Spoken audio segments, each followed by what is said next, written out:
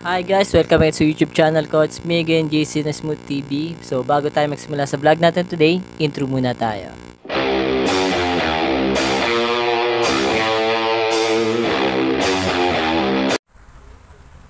Hi guys, welcome again to my YouTube channel. It's me again, JC na Smooth TV. So kung bago ka lang sa channel ko, please like and share and subscribe. So today vlog guys, i-update ko kayo dito kay Trimollex 15W50, Jaso MA2 API SP, Trimaxi, Fuel Economy, fully synthetic 1 liter. Ito yung last na ginamit natin kay Honda TMX 125 Alpha. So pasensya na kayo guys kung ngayon lang ako nakapag-update ng videos natin. So lalo-lalo na dito sa huli natin ginamit kay Honda TMX 125 Alpha, which is itong Trimollex. So sulit ba guys? So nagkakalaga lang ito guys ng 190 pesos only. Yes! Napakamura, 'di ba? 190 pesos only. So ano ba yung naging performance niya? Sulit ba? So, disclaimer lang guys hindi ako expert pagdating sa motorcycle oil. Hindi rin ako nag-aral pagdating sa motorcycle oil. Ayon lang ito guys sa sarili kong obserbasyon and sa actual ko itong ina-apply sa sarili kong motor. So, start na tayo pag-review natin, update natin kung ano ba naging performance ni Trimollex. Pagdating sa umaga guys, one push start, start agad naman siya. So, wala tayong naging problema. Kahit nang mula nung the following month. So, one push start agad. And one kick start agad. So, isa lang sa napansin ko guys. During pag-start ko sa umaga, medyo medyo ma-vibrate siya. Sa vibrating medyo ma-vibrate siya sa umaga. Sa umaga, medyo ma-vibrate siya. Pero pagdating ng mga 4 minutes yan, pag medyo mainit na yung makina, ayan, okay na. Nawawala na yung pagiging ma-vibrate niya. Then, medyo may konting maingay, konting annoying sound, pero nawawala rin, nalilesen. So, ang pansin ko parang matigas masyado yung langis ni Trimollex. So hindi agad or masyado malapot, hindi agad siya nakakadali sa dapat niyang puntahan. Hindi agad siya nakakarating. Yun yung napansin ko guys. And pagdating naman sa shifting ng gear, so wala naman tayong naging problema. Maganda ikambyo, hindi dumudulas, hindi lumulusot, at hindi rin matigas ikambyo. And pagdating naman sa arangkada, so wala tayong problema. Magandang arangkada, magandang manakbo. So wala tayong naging problema. Pagdating naman sa long drive, yes! Masasabi ko pwede natin itong gamitin. And bakit? Why? Kasi one time, nag-try ako maglala move. So, nakakuha ako ng booking from Antipolo going to Real Quezon. So, nakakuha ko ng booking from Antipolo going to Real Quezon. Kinuha ko lang is papeles. So, yun. So, medyo malayo, which is from Antipolo going to Real Quezon. So, ayun. Dire-diretso ako.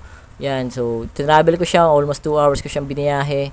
So, napansin ko siya sa kanya, hindi siya main sa makina. Yun, maganda siya sabi ko, maganda siyang gamitin sa pagdating sa long drive. Hindi siya main sa makina, and ang kinagandaan na pagdating ko sa drop-off point, guys. So, pagdating ko sa drop-off point, binigay ko ng papeles.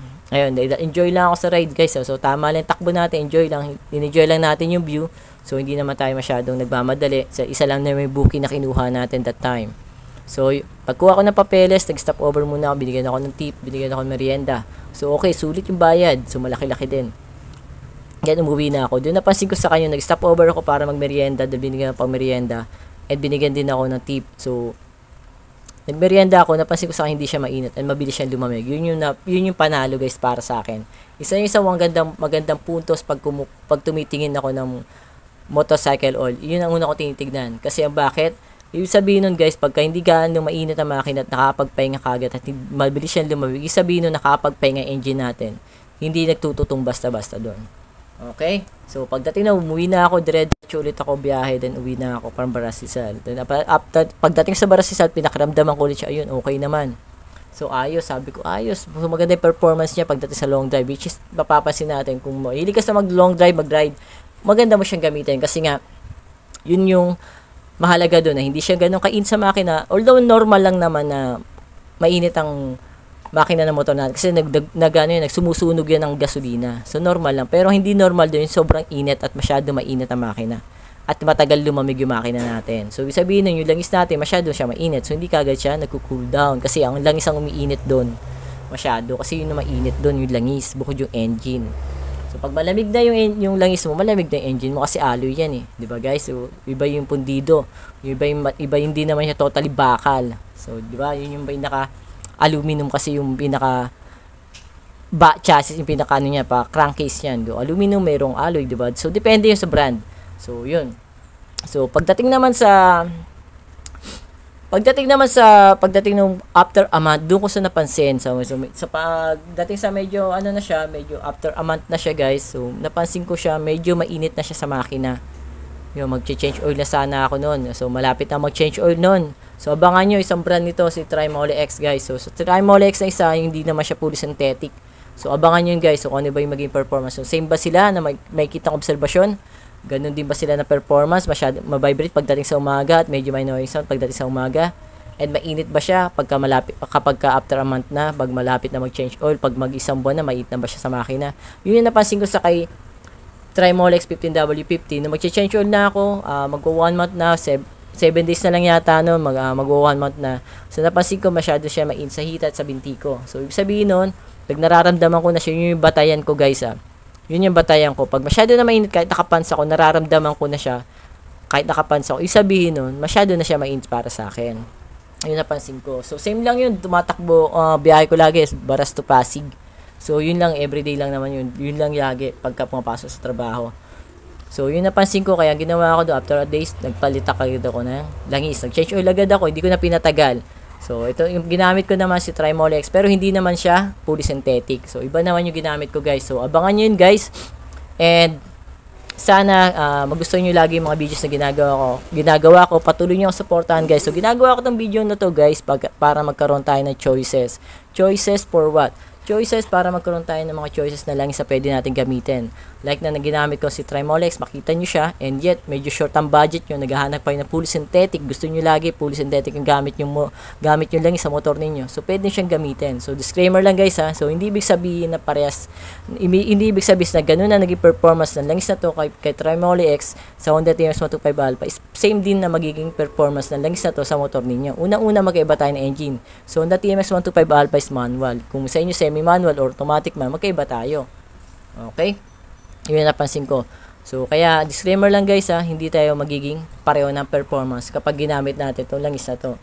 Okay, ginagawa ko itong video na to, guys, para magkaroon tayo ng mga choices. Para meron tayong maraming pagpilian, 'di ba? So, medyo mura, pero yet maganda yung performance, 'di ba? And para sa akin hindi lang naman to para sa akin, para sa inyo dito. So, ginagawa ko itong video na to para i-share din ko sa inyo na pwede nyo gamitin nyo itong mga langis na ginagamit ko na aangkop dun sa budget ninyo. For example, hindi naman available yung nakasanayan yung langis. Nakita nyo yung mga ibang videos ko na pwede nyo gamitin, nakita nyo na gamit ko, na-review ko siya, nagamit ko siya, pwede siyang magkakaroon ng choices, di ba? Yun na napapansin ko, guys. So, yun lang. And pangalawa, guys, hindi porke papalit-palit tayo ng brand of langis makakasira yon. So hindi ako naniniwala sa ganun, guys. So disclaimer lang, guys, hindi ako naniniwala. Respeto na lang natin yung sa iba, opinion nila nakakasira daw. Pero sa akin hindi. Kasi sa akin, madami na akong brand ng langis na ginamit, guys, 'di ba? Napapanood niyo sa mga videos ko. Every time na nagche-change oil ako, iba-ibang brand ng langis ang ginagamit ko. Pero hindi nasisira ang motor ko. Hindi nagkakaproblema. Nagkaproblema lang talaga, loose compression, yun lang. Normal lang yun sa 7 years. Yung pa lang ang pinalitan sa Honda TS 125 Alpha ko. Nagpalit ako ng original na valve, saka nagpalit ako ng valve seal. Yun lang. Pero yung kasabihan ng iba na nakakasira yan. Kasi papalit-palit ka ng brand na langis, hindi yun yung sanay ng motor mo, ganun-ganun. Hindi ako naniniwala doon, guys. Naniniwala ako, guys, yung mag-change oil ka kahit di mo ginagamit. Yun. Gamitin mo man o hindi ang motor mo, mag-change oil ka, mag-maintenance ka. Mas naniniwala ako doon, guys. Kasi, guys, sa totoo lang, etong langis na ginagamit natin, kahit anong brand na langis yan, dugo ng motor natin yan eh. Dugo. Kasi, guys, para yan tao. Na-high blood din sila. Pag bumababa na yung level ng langis, nag-evaporate na sa loob ng makina ng motor natin, umiinit na siya. Yun kasi yung lubricant nila eh. Yun din kasi nag-hold ng temperature nila, yung langis. Yun din yung nagpapalamig sa kanila. Yun din yung langis kasi lalo na pag di ka naka-air cooled, di ka naka-liquid cooled, lalo na kung di ka naka-liquid cooled, naka-air cooled ka lang, di ba? So yun. So para sa akin, pag nakaramdam ka na medyo mainit na yung motor mo, mag-change oil ka na, huwag mo nang patagalin. Kasi ibig sabihin, lalo na sa mga mahilig sa mga fully synthetic, huwag yun nang patagalin, guys, kasi na-experience ko na yan. Kasi masyado mainit ang fully synthetic kasi nga malabnaw sila masyado. So, yun yung mapapansin nyo kapag pinasok nyo is 1 liter, lumalabas 800 na lang. Eh, kung pinatagal mo pa, di ba ka 500 na lang, baso na lang. Di ba? So, mapapansin, maingay na yan. Ang magiging problema niyan, unang-una, yung mga bearings niya sa loob. Pangalawa, yun yung mga oil seal niya sa loob. Mga oil seal niya. Yun na. Kasi lulutong na yan eh. Kasi masyado na siya mainit.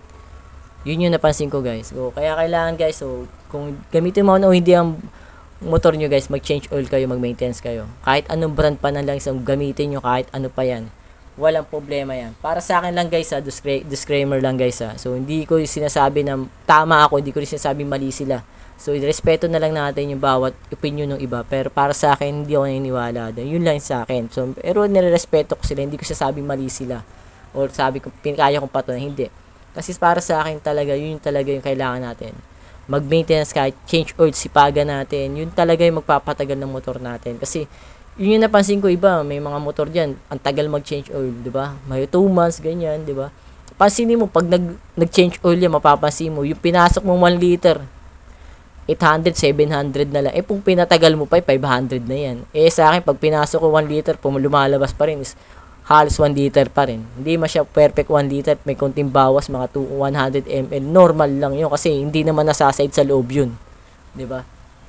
Yun yung sa akin. So, disclaimer lang, guys, ha. So, kung ano man yung naging opinion ko, para sa akin, yun yung sarili ko. Kasi yun yung naobserbahan ko sa sarili kong motor habang ginagamit ko si Trimolex. So, nasa inyo yan, guys, kung gagamitin nyo, guys. So, nagkaroon lang tayo ng choices and videos na pwede nating idea na pwede nyo gamitin pagka wala yung nakasanayan yung motor. So, ginagawa ko lang itong video ito, guys, hindi para sa akin, para sa inyo din. Kasi pwede ko naman itong sarilinin.